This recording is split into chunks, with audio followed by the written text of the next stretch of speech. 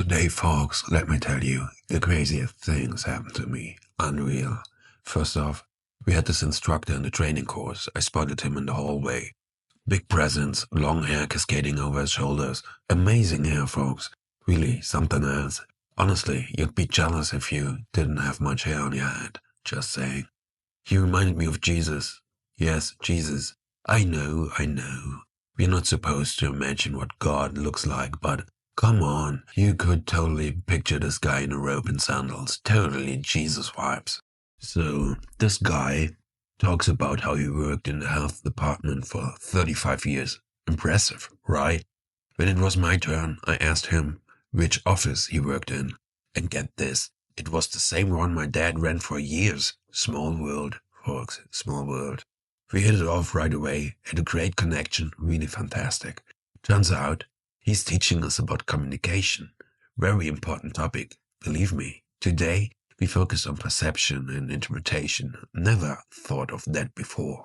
No, there's this theory, okay? It's all about perception. First, you perceive something, then you interpret it, which leads to a feeling, and that drives your actions. Fascinating stuff, folks. We did this exercise where we had to describe what we perceive when we entered the building. Not as easy as you think. Trust me, interpretation sneaks in so fast you wouldn't believe it. So, what's perception? It's facts and data. The reality as we see it. Observation, folks. Like scientists, they rely on studies and observations. That's perception.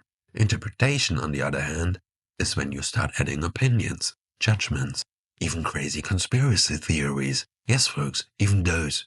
Religion can play a role here too. Big topic, very big. And let me tell you, people perceive things so differently. It's wild. Some people see completely different things than I do. Amazing, really.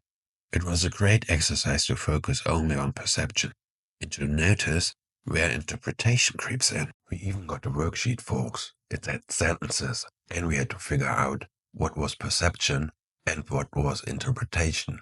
Easy, right? Wrong. I made mistakes, folks. Unbelievable mistakes. Like this one.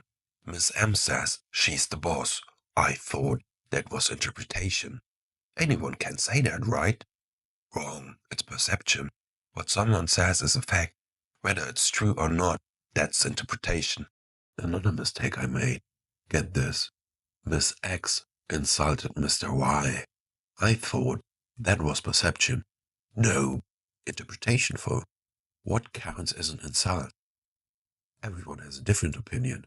Tricky stuff. Then, we had to turn interpretations into perceptions. Great exercise.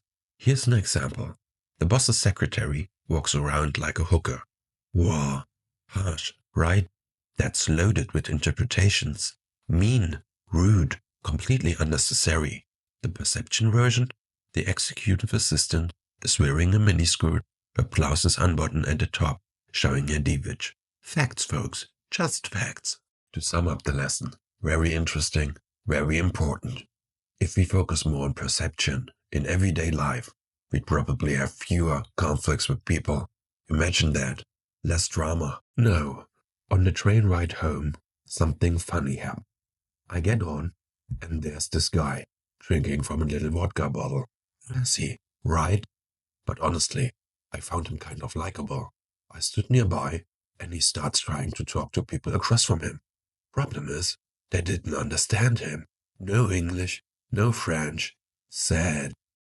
So, I asked him what he needs. Turns out, he's from Belgium, been traveling for hours. Poor guy. With train delays, cancellations, total disaster, folks. He just wanted to know if he was on the right train. I reassured him. He was. Felt good to help him out. But let me tell you, I was so embarrassed. Trains in my country used to be great. The best. Now, delays, chaos. Not good, folks. Not good. Before I got off, I wished him a safe trip. And you know what? That little conversation gave me hope. Beautiful moment of international exchange, folks. Inspired me to keep practicing my French and English. My goal? To speak in both, as well as my native language. Big dreams, folks. Huge. So, here's my message to you. Safe travel, my friends. And may you always arrive where you need to be. Believe me, it's gonna be great.